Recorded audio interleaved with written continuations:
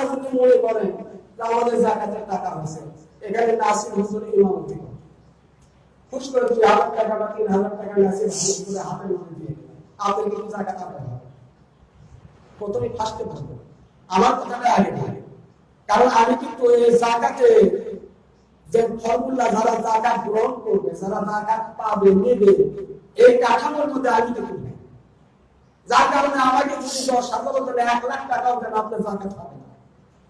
এটা হবে কি দানের মধ্যে চলে যাবে, ভালোবাসা হাদিয়া, এটার মধ্যে না আপনার যাকাত আদায় হবে। তাহলে যাকাত কি করলে আদায় হবে? সূরা তওবার 7 নম্বর আয়াতে আল্লাহ রাব্বুল আলামিন বলেন, সরাসরি কোরআন থেকে আমরা জেনে নিই, ইন্নামাস সাদাকাত। এখানে সাদাকাত অর্থ আপনার যাকাতকে বোঝানো হয়েছে।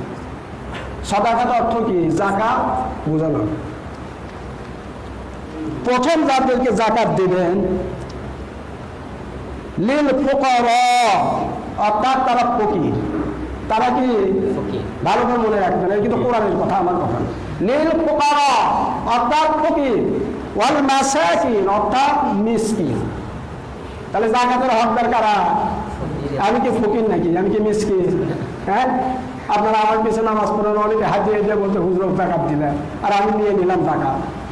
যাকাত করে পিছনে নামাজ পড়বেন আপনারা, কি বলেন? হ্যাঁ, এমন ইমামি পিছনে নামাজ পড়বে? তাহলে আমাদের সাবধান হওয়া দরকার। অনেকে আছে ইমাম সাহেব খায় যাকাত, কিন্তু আসলে যাকাত প্রযোজ্য না। এটা আপনার কি টাকার অর্থের কি ময়না, 40 ভাগের 1 ভাগ। আপনার যে টাকা আছে তার 40 ভাগের 1 ভাগ আপনার যাকাত খরচ হয়ে যায়।